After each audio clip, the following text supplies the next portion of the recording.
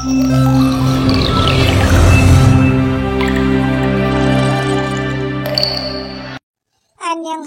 ভিডিওগুলি শুধুমাত্র বিনোদনের জন্য বানানো হয়, এখানে কোনো কেপা ব্যাটেলকে ছোট করা হয় না, তো প্লিজ কেউ এটাকে সিরিয়াসলি নিও না। আর গাইজ, আজকে আমরা 3 পাগলি মিলে ছাগল, ভেড়া আর গাধা এসবের ভয়েস দিয়ে আর কি ভিডিওটা বানাচ্ছি। তাই যদি ভালো লাগে আমাদের 3 জনের নামেই কমেন্ট করে দিও, ওকে? তো চলো ভিডিওটা শুরু করা যাক। ছেলেটা কিন্তু অফিস থেকে এসেছে, ক্লান্ত শরীরে তোর জন্য অপেক্ষা করছে, বেরিয়ে আয়। মা ইয়ঞ্জুন দরজাটা ধাক্কাতে তেকে কথাটা বলল। একবার বললে শুনতে পাও না? বলে দাও তোমার আদরের জামাইকে আমি যাব না। দরজা খুলে বেরিয়ে এলো। এতই যখন ছেলেটার ওপর দরদ, যাও না, গিয়ে সেবা করো। আমাকে বিরক্ত করছো কেন? আমি সবে অফিস থেকে এসেছি। কপট রাগ দেখিয়েই ইয়ঞ্জুনের মুখের ওপর দরজাটা বন্ধ করে দেয়। ইয়ঞ্জুন মেয়ের কাণ্ডে রাগান্বিত হয়ে বসার ঘরে এলেও সোফায় বসে থাকা ছেলেটার মুখের দিকে অসহায়ভাবে তাকায়। এলো না তো মা, কি বলেছিলাম তোমাকে, ছোটবেলায় মার না খাওয়ার লক্ষণ এসব। তুমি জাস্ট তোমার মেয়েকে মানুষ করতে পারোনি। ইয়ঞ্জুন চোখ পাকিয়ে জাঙ্কুকের দিকে তাকালো। আমি পারিনি বলে তো তোকে কাজটা দিলাম, তুইও 2 বছর ধরে মানুষ করতে পারলি না। কি ব্যাপার, শাশুড়ি জামাই মিলে কি এত আলোচনা করছো, আমাকে একটু বলো। সুবিন নিচে নামতে কথাটা বললেন। ওই এলেন আর একজন চোরের সাক্ষী মাতাল। তুমি আমায় মাতাল বললে? এত বড় কথা না, এর বিচার আমার চাই চাই চাই বলেই সুবিন একটু নাটকীয় সুরে কথাটা বললেন। মামনি, তোমার মেয়ে না এই মেলোড্রামাটাই বাবার কাছ থেকেই শিখেছে। বাবা মেয়ে কেউ কম নয়, জানিস না তুই? এদের ভিতরে যোগ সাজেস্ট করে নিয়েছে, এতক্ষণ তো ছিল না, হঠাৎ করে এখন কেন এসেছে জিজ্ঞাসা কর। মেয়েকে ইনফরমেশনগুলো দেবার জন্য এসেছিল, সে তো এখানে আসতে পারেনি, তাই সাগরেদকে পাঠিয়েছিল।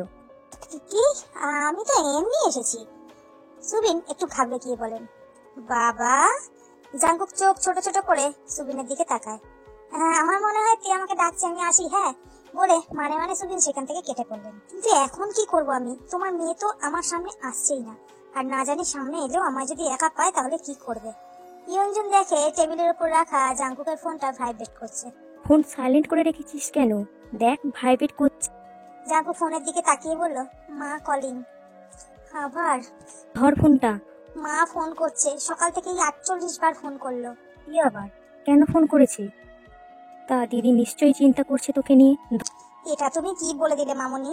মা এখন তেকে ছেড়ে আমাকে নিয়ে চিন্তা করবে? অলরেডি 48 বার ফোন করে 48 রকম ভাবে হুমকি দিয়েছে আমাকে। বুঝলাম, তুই সব জায়গায় গিয়েই একটা করে পার্টনার খুঁজে নেই, তবুও তুই ফোনটা ধর, কি বলে শোন। জাঙ্কুক আর কিছু না বলে ফোনটা ধরে স্পিকারে দেয়। ফোনের উপর থেকে কর্কশ গলার আওয়াজ শোনা যায়। একে নিয়ে যদি বাড়ি না ফিরেছিস, আজ থেকে তোর বাবার বাড়ি দরজা বন্ধ। মা, তুমি আমায় বারবার ফোন করে এসব কেন বলছো? তোমার তেকে ফোন করে বলো না, আমি তো নিতেই এসেছি, ও তো আমার সাথে যেতেই চাইছে না। আমি কেন ফোন করব? তুই যেরকম বলেছিস যাও চলে যাও, এবার তুই বোঝ। তে কিন্তু বাড়ি আসা চাই, তেকে নিয়ে ফিরতে না পারলে তুই আর ফিরবি না, বলে রাখলাম। ফোনটা টিং টং করে কেটে গেল। জাঙ্কুকের এখন মাথা টুকতে ইচ্ছা করছে। একদিকে বউ দরজায় খিল দিয়েছে, আর একদিকে নিজের মানে একদম আপন মা তাকে বাড়ি থেকে বিতাড়িত করার হুমকি দিয়ে চলেছে। খেতে দাও মা, খিদে পেয়েছে। আমাকেও খেতে দাও মামনি, আমারও খুব জোরে খিদে পেয়েছে বলে জাঙ্কুক চেয়ারটা টেনে বসলো। তুমি যাওনি? বাবা! তে চিৎকার করে বাবাকে ডাকতে থাকে। সুবিন মেয়ে চিৎকার শুনে পড়ি করে ছুটে আসেন। এদিকে ইয়ঞ্জুন জামাইয়ের পছন্দের রান্না করছিলেন, উনি খুন্তি হাতে ছুটে এলেন। কি হয়েছে? এত জোরে ডাকছিস কেন? জাঙ্কুক কোনো প্রতিক্রিয়া না দেখিয়ে বলল, মাথায় গোবর ভরা থাকলে যা হয়। তুমি কি কথাটা আমাকে উদ্দেশ্য করে বললে? তাছাড়া আর কাকে বলবে? তুই ছাড়া তো এখানে সেরকম কেউ নেইও। তে মাকে কিছু বলতে গিয়েও না বলে চুপ করে গেল, আর সুবিনকে বলল, বাবা, তুমি যে বললে হনুমানটা চলে গেছে। হনুমান? হোয়াটটা? জাঙ্কুক পুরো কথাটা শেষ করতে পারলো না। আশেপাশের মানুষগুলোর মুখের দিকে তাকিয়ে চুপ করে গেল।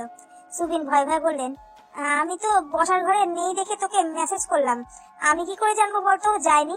দেখেছিস জাঙ্কু, কি বলেছিলাম তোকে? বাবা মেয়ে মিলে মেসেজে ঘোটালা পাকাচ্ছিল। সে তো দেখতেই পাচ্ছি, ভাগ্যিস তুমি তখন গেস্ট রুমে গিয়ে রেস্ট নিতে বললে। মা, তুমি তোমার আদরের জামাইকে থাকতে দিয়েছো কেন? বের করে দাও বলছি, আমার বাড়িতে ওর কোনো জায়গা নেই। এই তোর বাড়ি মানে কি? এটা তোর বাড়ি কবে হলো? বাড়িটা তোর বাবার আর আমার নামে। তো আমি তোমাদের মেয়ে, বাবা মার সব জিনিস ছেলে মেয়েদের হয়, তুমি জানো না? না, হয় না, এখন যা যুগ পড়েছে, বাবা মাকে বৃদ্ধাশ্রমে পাঠিয়ে দিচ্ছে। এই কোথায় কাকে পাঠাচ্ছে আমার জেনে কাজ নেই। এই লোকটাকে আমি বাড়িতে থাকতে দেবো না। নয়তো বাবা তুমি এক্ষুনি এই বাড়িটা আমার নামে করে দাও। আমার বাড়িতে এসে আমাকে জ্বালানোর দায়ে আমি ওকে জেল খাটাবো। আমি তো থাকবই, আমার একমাত্র শাশুড়ি মা আমাকে থাকতে বলেছে, তুমি বেরিয়ে যেতে বলো কে?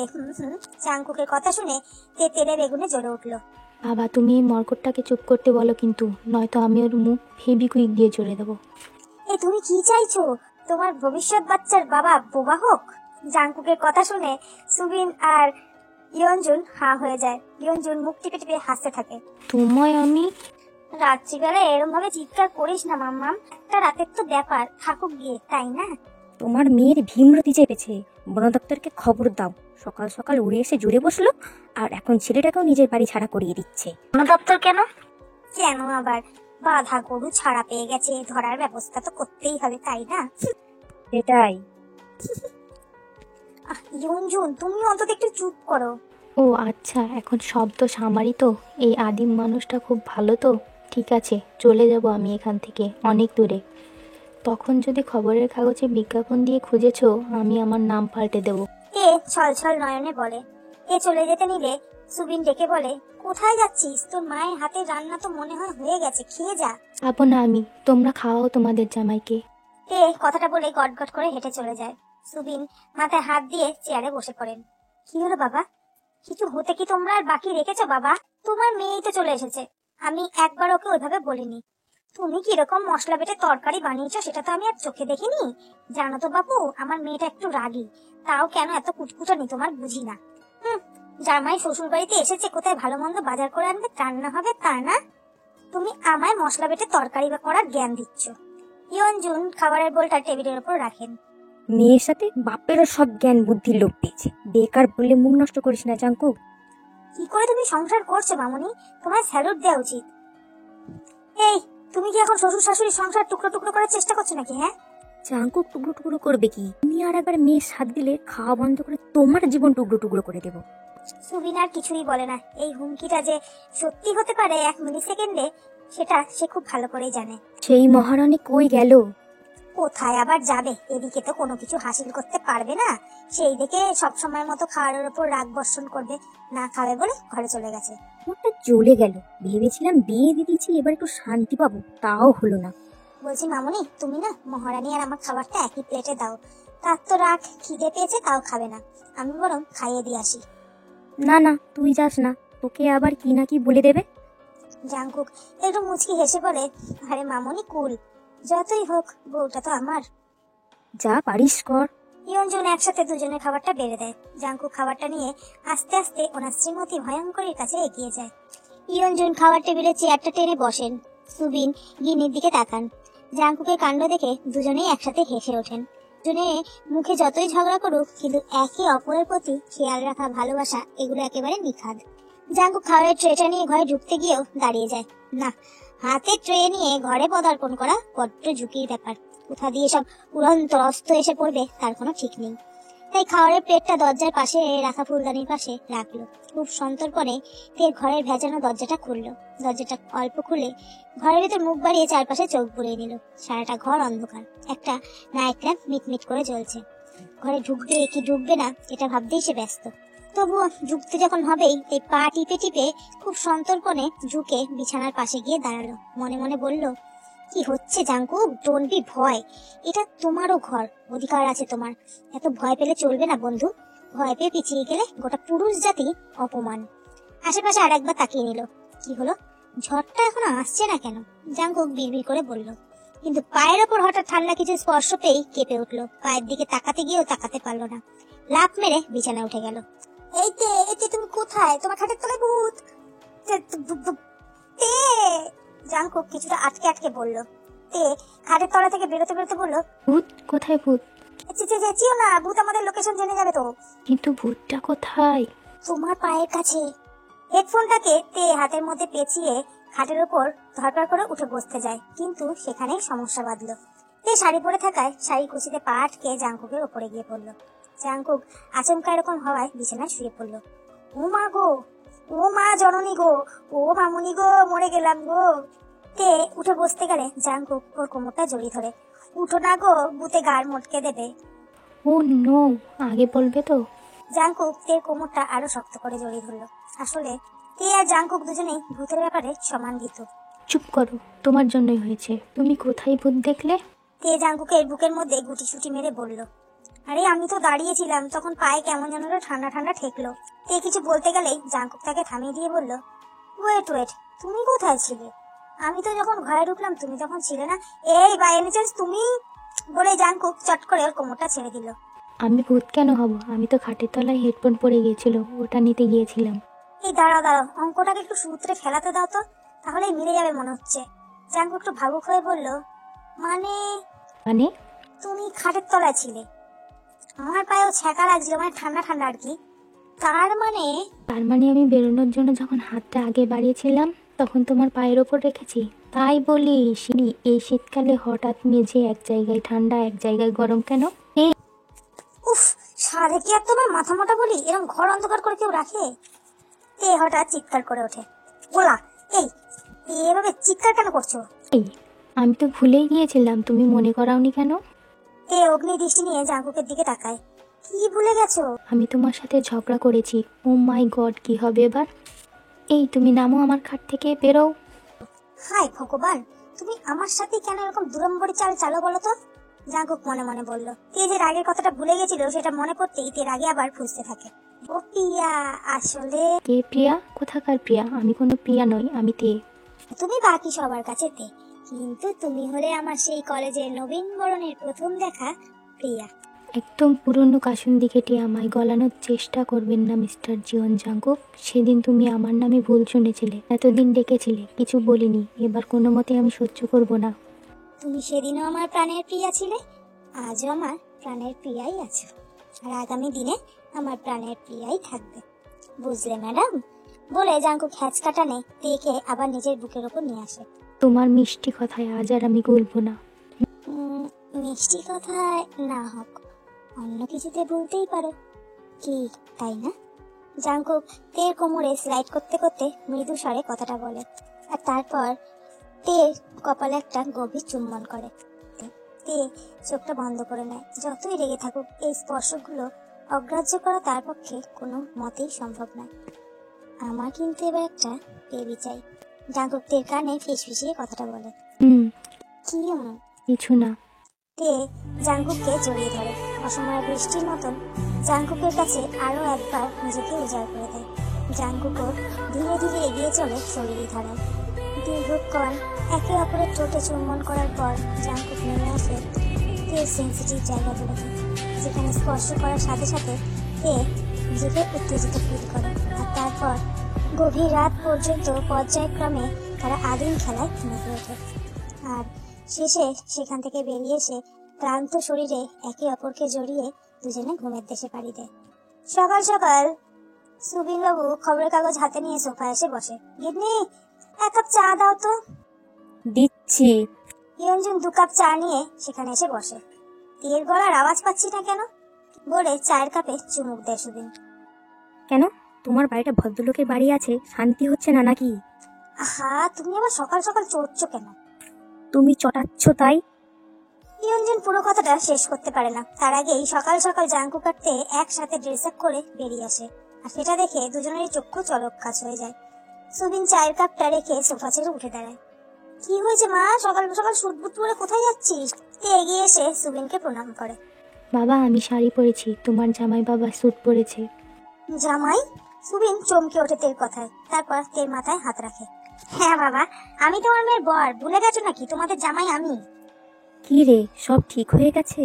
জাঙ্কু একটা যুদ্ধ জয়ের মতন হাসি দিয়ে বলে, হ্যাঁ, কি মাঠে নেমেছে দেখতে হবে তো, ঠিক তো হতেই হবে মামুনি। জাঙ্কুক ভাও দেখিয়ে কথাটা বলে। তোর ওপর আমার আস্থা ছিল। ইয়ঞ্জুন একগাল হাসি হেসে বলে, এই যে শোনো, তুমি দেবে বলেছিলে যেতে, সেই জন্যই কিন্তু রাজি হয়েছি। ও, তার মানে শর্তটা মেনেছে বলে তুমি যাচ্ছিস? ইয়ঞ্জুন চোখ ছোট ছোট করে জাঙ্কুকের দিকে তাকায়। তে হ্যাঁ সূচক মাথা নাড়ে, আর জাঙ্কুক মামুনির কাছে ধরা পড়ে গেছে বুঝতে পেরে একটা ক্যাবলা মার্কা হাসি দেয়। সুবিন তো ভাবলে হীন ভাবে শুধু তাকিয়ে আছেন, কিছু বলার ভাষাই খুঁজে পাচ্ছেন না। যাও বা কিছু উৎখাত কথাবার্তা বলতেন, এখন তাও বলতে পারছেন না, বললেই বা কি করে? এখানে যে কি হচ্ছে সেটাই তো বুঝতে পারছেন না। টিয়া জাংকুক কিছু কথা বলে সেখান থেকে ব্রেকফাস্ট করে অফিসের জন্য বেরিয়ে যায়। অফিস থেকে তার একেবারে জাংকুকের বাড়ি যাবে। জাংকুকরা চলে যেতেই সুবিন ইয়ঞ্জুনকে বললেন, কি ব্যাপার বলো তো, এই অসাধ্য সাধনটা কি করে হলো গিন্নি? আমার মেয়ে তো এত সহজে গলে যাওয়ার নয়। সুবিনের কথাটা শুনে ইয়ঞ্জুন যেন তেলে বেগুনে জ্বলে উঠলেন। মেয়ের মাথার মধ্যে আবোল তাবোল চিন্তাগুলো ঘুরে সেই নিয়ে ওনার কোনো ভাবনা নেই। মেয়ে কেন গলে গেল সেই ভেবে হাপিত্তিস করছে। তোমার মেয়ে ননির পুতুল নয় যে গলে যাবে, ফের জমে যাবে, যত সব। সুবিন ধমক খেয়ে চুপসে যান। সুবিন বলুক যে তে ওনার মতন, মনে মনে সে জানে মেয়েটা একেবারে মায়ের জেরক্স কপি। গত 15-16 বছরের বেশি সময় ধরে নিজের পত্নীর রাগ অভিমান সব সহ্য করেছেন, তবে কখনো বিরক্ত হয়ে ওঠেননি। ভালোবাসাও কমেনি একটু, উল্টো দিকে আরো বেড়েছে। সারা জীবন এরকম ছোট ছোট ধমক শর্ত মানতে উনি রাজি আছেন। জিন, তেরা এখনো আসেনি? জাংকুকের বাবা আরএম বাড়িতে ঢুকতে ঢুকতেই এই প্রশ্নটা করেন। না গো, আমি তেকে ফোন করেছিলাম, ওর অফিস ছুটি হয়েছে, কিন্তু তোমার ছেলে নাকি দেরি হবে, তাই তে দাঁড়িয়ে আছে, তার হলে একসাথে ফিরবে। জিন করুণ সুরে কথাটা বললেন। সুরটা এতটাই করুণ, শুনলে মনে হবে বহু যুগ তপস্যা করার পর বল লাভ করতে পারছেন না উনি। আরএম স্ত্রী এরকম অবস্থা দেখে মুচকি হাসলেন, তারপর ভেতরে চলে যান।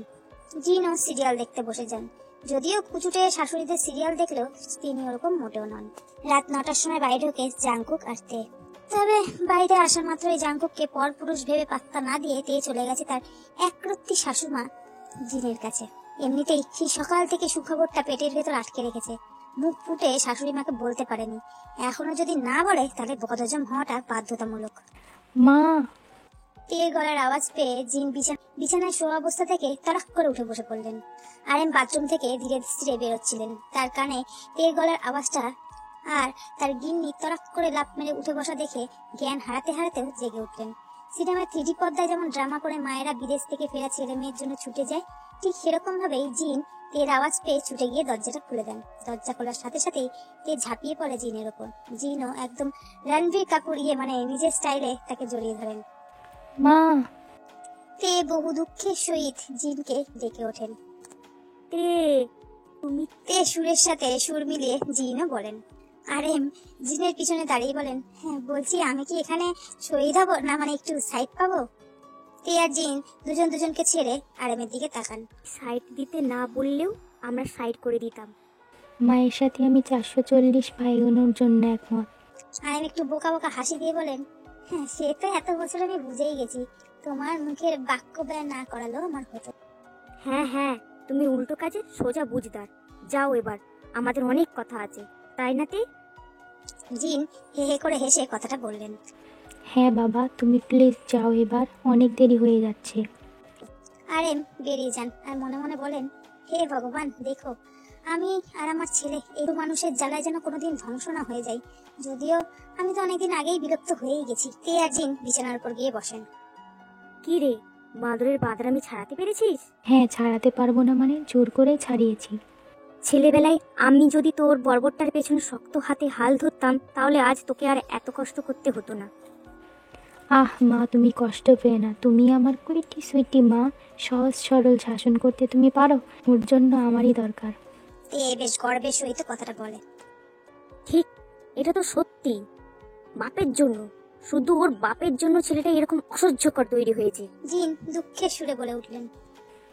যাই হোক, বাদ দাও তো, আর শোনো আমার কথা। তোমার ছেলেকে তো আমি রাজি করিয়ে নিয়েছি আমাদের শাশুড়ি বৌমার ড্রিম প্লেসে ঘুরতে যাওয়ার জন্য, কিন্তু জানো আমার না একটাও ভালো জামা কাপড় নেই। এটা তো আমিও ভেবে দেখিনি, আমারও একটাও শাড়ি নেই। মানেটা কি মা? আমাদের তো অন্য কথা ছিল, আমরা কিন্তু ওখানে শুধু ট্র্যাডিশনাল বা ওয়েস্টার্ন পরবো, তুমি বলেছিলে। মুখ ফুলিয়ে কথাটা বল। ও হ্যাঁ, তো একদম ভুলে গেছিলাম রে। তবে কালকেই শপিং এ বেরোতে হবে। শপিং তো করবোই, তার আগে চলো একটু আমাজন জঙ্গল থেকে ঘুরে আসি। তে ঝুনঝুনির মতো ঝুনঝুন করে বলে উঠল। হ্যাঁ চ। জিন একদম তৈরি হয়ে বসেন। তে তার শাশুড়ি মায়ের ফোনটা হাতে তুলে নেয়, তারপর অ্যামাজন অ্যাপ খুলে ড্রেস দেখতে থাকে। আসলে অ্যামাজন অ্যাপকে শাশুড়ি আর বৌমা ভালোবেসে অ্যামাজনের জঙ্গল বলে। ও বাবা, জাংকুক আরএমকে ডাকে। দুজনের মাথায় এখন বউদের চিন্তা বনবন করে ঘুরছে, তবে এটাই স্বাভাবিক, দুজনের বই তো দুপ্রকারের কালবৈশাখী। হ্যাঁ বাবা, কি হবে বাবা জানি না বাবা, তুমি কিছু একটা করো না বাবা, আমার হাতে কিছুই নেই বাবা, সব উল্টে দিয়েছো বাবা। জাঙ্কুক বিরক্ত হয়ে বলে, দূর বাবা, তখন থেকে তো বাবা বাবা কেন করছো বাবা? ঠিক তুমি যেই কারণে বাবা বাবা করছো বাবা। জাঙ্কুক করুণ চোখে আরেমের দিকে তাকায়। কোথাও জাঙ্কুক আর আরেমের মনের ভাষা বুঝতে পেরে একটা গান ভেসে আসছে, এ ব্যথা কি যে ব্যথা। দেখো তে, মা আমার কথা শুনবে না, কিন্তু তুমি তো বোঝো বলো, মায়ের বয়স হয়েছে, এখন এই বয়সে গিয়ে মা জার্নি ধকলটা সহ্য করতে পারবে না, আর ওখানে মায়ের সাথে তুমি একা একা তখন কিছুই করতে পারবে না। ঘড়ি কাটা তখন রাত 12টা ছুঁই ছুঁই। এখন তেকে ঠিকভাবে বোঝানোর মতো পেরেছে জাঙ্কুক, আর যেমন ভাবা তেমনই কাজ। তে আহত নয়নে জাঙ্কুকের দিকে তাকাল। ও, তার মানে তুমি বলতে চাইছো আমি মায়ের খেয়াল রাখতে পারবো না? অবশ্যই পারবে, কিন্তু এটা আমাদের বাড়ির কাছে শপিং মল কিংবা সিনেমা হল নয়, ওটা সুদূর মানালি। ওখানে চাইলেই তুমি তোমার ইচ্ছা মতন কিছু করতে পারবে না। আর সত্যি বলতে, তুমি তো নিজের খেয়ালটাই ঠিক মতো রাখতে পারো না, মার খেয়াল কিভাবে রাখবে? শেষের কথাগুলো একটু ফাজলামি সহিত জাঙ্কুক বলল। বুঝলাম, তবে জাঙ্কুক, কথাটা সোজাসুজি বললেই পারতে, আমার প্রতি তোমার বিশ্বাস নেই। তে কান্না ভেজা কণ্ঠে কথাটা বলল। জাঙ্কুক তের গলার স্বর শুনে তের চোখের দিকে তাকালো। মেয়েটার চোখ ছলছল করছে, কিন্তু জাঙ্কুক তো সিরিয়াসলি ওকে বোঝাতে চেয়েছিল, ইয়ার্কিটাকে সিরিয়াসলি নিয়ে যেতে চায়নি। ও প্রিয়া, আমি কিন্তু সিরিয়াসলি কিছু বলিনি, তোমরা দুজন এত কিছু একা একা ম্যানেজ করতে পারবে না, তাই বলেছি। জাঙ্কুক তের হাতের উপর হাতটা রেখে বলল।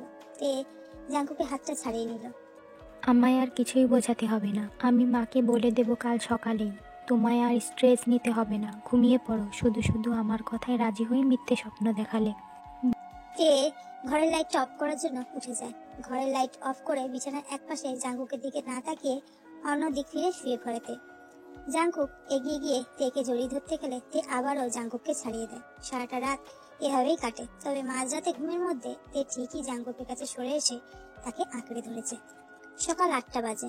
সকাল মানেই পাখির শব্দে ঘুম ভাঙার রীতি, তবে আস্তে আস্তে এই ব্যাপারটা শহর থেকে উবে যাচ্ছে। তাও সবকিছুর মাঝে সকালটা একটু সুন্দর আর শান্ত পরিবেশ, কিন্তু জাঙ্কুকের কপালে সেই শান্তিটাও নেই। জাঙ্কুক এতটাই ঘুমে বিভোর ছিল যে সেটা ভুলেই গেছে। বলি, ঘুম থেকে কি ওঠা হবে নাকি সারাদিন শুয়েই থাকবে? তে চিৎকার শুনে ঘুমের মধ্যে ভেবাচাকাকে ধরপড়ে উঠলো। কি হয়েছে? এইভাবে চিৎকার কেন করছো? তোমার বউয়ের মাথায় বাজ পড়েছে, ছাড়ো বিছানা, ওঠো। সে তো বুঝতেই পারছি, প্রভাবটা যে এবার আমার উপর পড়বে। পেতো নাকি এবার মাইক নিয়ে ডাকতে হবে? ইয়ে না, মানে এখনই নেমে যাচ্ছি বলে জাঙ্কুক ঝপাঝপ খাট থেকে নেমে বাথরুমে চলে যায়। বাথরুমের ভেতর থেকেই জাঙ্কুক বুঝতে পারছে তে গজগজ করছে। রেডি হওনি এখনো?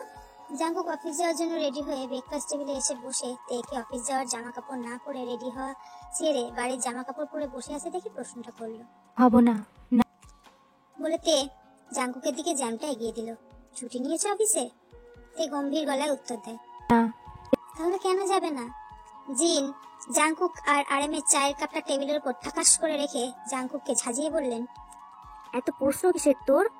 সব জানতে হবে? জাঙ্কুক সবে হাফ বেডটা মুখে পুড়েছিল, সেই অবস্থায় মায়ের ঝাঁঝালো কণ্ঠে মায়ের দিকে তাকালো।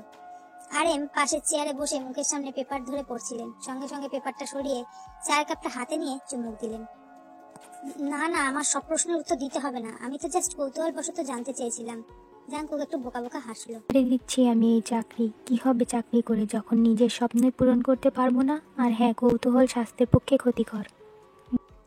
আরে তোমার কোন স্বপ্নটা আধুরা আছে, জাস্ট বলো। বলবো না, বলতে বাধ্য নই। আরেম তাড়াতাড়ি কোন রকম খাওয়াটা সেরে অফিসের ব্যাগটা কাঁধে নিয়ে বেরিয়ে গেল। উনি জানেন কিছুক্ষণ থাকলে জিনও ওনার ঘাড়ে এসে পড়বেন। জাঙ্কুকও বাবার পেছন পেছন চুপচাপ বেরিয়ে যায়। এখন এই ঝামেলার মানহানি মামলা করতে গেলে অফিস যাওয়ায় এরোপ্লেনে চলে যাবে। জিন বিকেলবেলা বসেছেন বৌমারূপী মেয়ের চুল বেঁধে দিতে, কিন্তু তের মুখে আজ হাসি নেই, মন খারাপে মেঘটা জমাট বেঁধেছে। কাল রাতে জাঙ্কুকের সব কথাগুলোই সকালবেলা উঠেই জিনের কাছে নালিশ করেছে তে। সাথে আরো বলেছে ও যেহেতু জিনের খেয়াল রাখতে পারবে না, তাই ঘুরতে যাওয়া ক্যান্সেল। তুই কি সত্যি সত্যি চাকরিটা ছেড়ে দিবি নাকি রে? কি রে, চুপ করে আছিস কেন? এখনো জাঙ্কুকের কথাগুলো ভেবে মন খারাপ করে আছিস, তাই তো? ভালো লাগছে না? তোমার ছেলে কিভাবে আমায় এই কথাগুলো বললো? আমি কি তোমার খেয়াল রাখি না? আরে, ও কি সিরিয়াসলি বলেছে? তুই তো বললি তোকে বোঝানোর জন্যই বলেছিল। আর তুই তো আমার সোনা মেয়ে, আমার খেয়াল তোর থেকে ভালো আর কে রাখতে পারে বল? মন রাখার কথা বলছো বলো। আমি তো তোমার কোনো কাজেই হেল্প করি না, তুমি একাই করো। তারপর অফিসে গেলে তো হয়েই গেল, সারাদিন তুমি বাড়ির সব কাজ করো, কোথায় তোমার খেয়াল রাখলাম। মার খাবি জানিস তো, ওগুলোকে মোটেও খেয়াল রাখা বলে না। 2 পদ রান্না করাকে তোর খেয়াল রাখা বলে মনে হয়? যে কাজটা তুই ভালোবেসে করিস সেইটাকে খেয়াল রাখা বলে। তুই আমায় এত ভালোবাসিস যে খেয়াল রাখা না। আমার ওষুধগুলো খাওয়ার কথা, অফিসের শত কাজের মাঝেও সময় মতো ফোন করে আমার মনে করে দিস, সেইটাকে খেয়াল রাখা বলে। আমি যখন তাদের আর সংসারে চিন্তা করতে করতে মাঝে মাঝে দিশাহারা হয়ে যাই, সেই সময় তোর সাথে দুটো মনের কথা বলে আমি হালকা হই, আর তুই সেই অদ্ভুত অদ্ভুত কথাগুলো মন দিয়ে শুনিস, সেইটাকে খেয়াল রাখা বলে। তে ছলছল চোখে জিনকে জড়িয়ে ধরেন। বিয়ের পর প্রত্যেকটা মেয়ে সুখী পরিবার চায়, বাবার ছায়া থেকে বেরিয়ে এসে স্বামীর ভালোবাসায় নিজেকে মেরে ধরার স্বপ্ন দেখে। সবার মতো তেও সেটাই চেয়েছিল, এমনই একটা পরিবার। আর ঠিক মনের মতো পরিবারও সে পেয়েছে। এই আবার কাঁদতে বসিস না, আমার বাড়ির ওপর থেকে বন্যা বয়ে যাক আমি চাই না। বেশ করবো, কাঁদবো, ছেলেকে বোঝাতে পারো না? আহারে আমার নেকি পিসি, ছেলেটার মুখটা দেখেছিলি? পুরো চুপসে গিয়েছিল আমাদের কথা শুনে। জিন হাসতে লাগলেন। এত দরদ দেখিও না ছেলের ওপর, পুরো পাক্কা একটা শয়তান। বলতে গিয়েও আটকে যাইতে অতীব উত্তম, মায়ের সামনে ছেলের কুসংস্কার করছিস? চোখ পাকিয়ে তেকে বলল। তুমি তো আমার সন্টু মন্টু, তোমার কাছেই তো বলেই তে খিলখিল করে হেসে উঠল। সন্ধ্যে 7টা বাজে। আর এম কিছুক্ষণ আগেই অফিস থেকে ফিরেছেন, ঘরে ফ্রেশ হতে গেছেন। জিন ওনার জন্য চা বানাতে রান্নাঘরে গেছেন। এর মাঝেই দরজায় আবার কলিং বেলের আওয়াজ শোনা গেল। জিন রান্নাঘর থেকে আসছি বলে ছুটে এসে দরজা খুললেন। জাংকুক অফিস থেকে ফিরেছে। এত দেরি হলো দরজা খুলতে? জাংকুক অফিসের ব্যাগটা সোফায় রেখে বলল। জিন ছেলের দিকে জলের গ্লাসটা এগিয়ে দিয়ে বললেন, রান্নাঘরে ছিলাম তাই। ও তুই ফ্রেশ হয়ে আয়, কফি দিচ্ছি। আচ্ছা।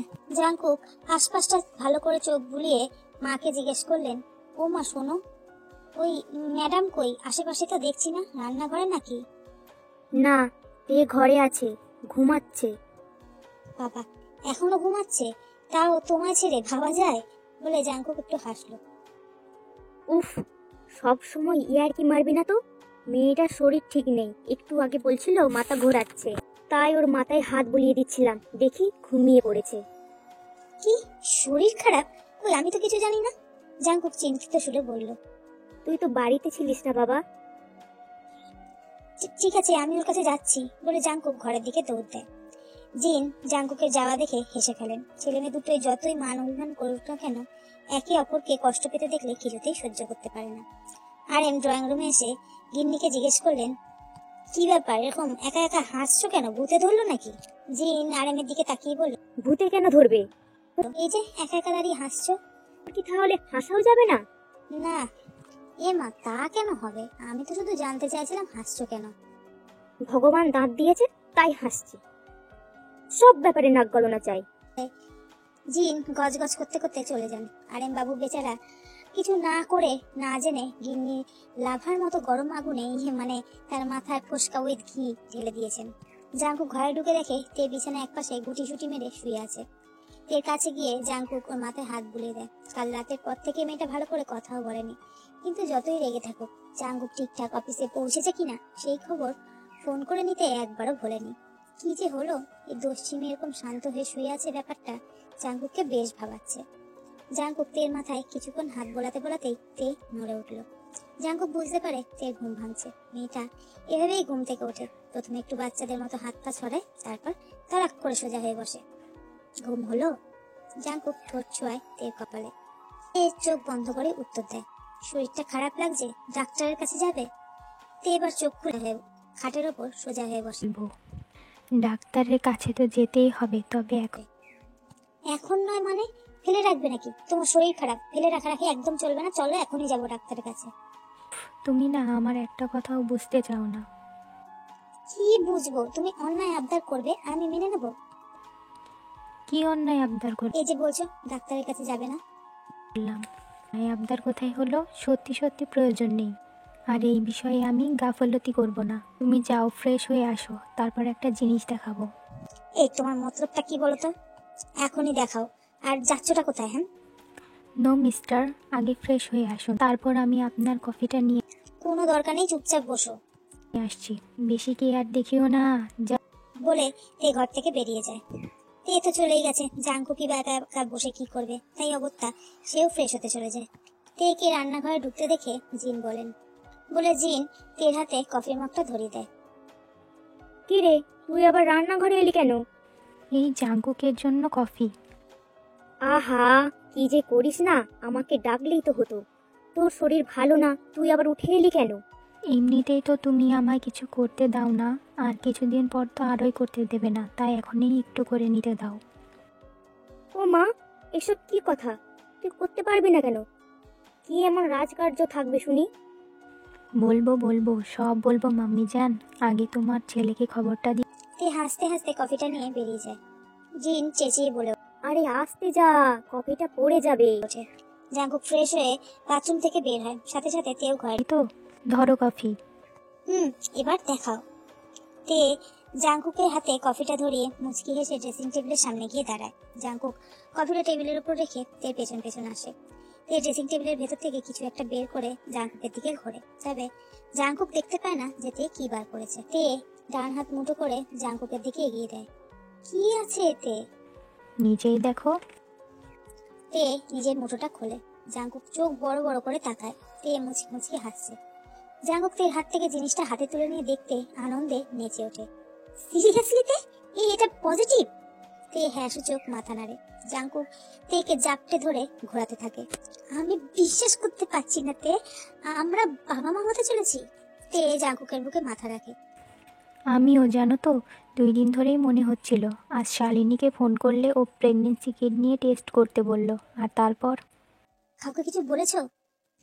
না, এখনো কাউকেই কিছু বলা হয়নি, তবে মা বাবাকে ফোন করে আসতে বলেছি আমি, তারপর সবাইকে একসাথে বলবো। তোমায় প্রথম বলবো বলে। নিঃশব্দে দুজন দুজনকে কিছুক্ষণ জড়িয়ে থাকে।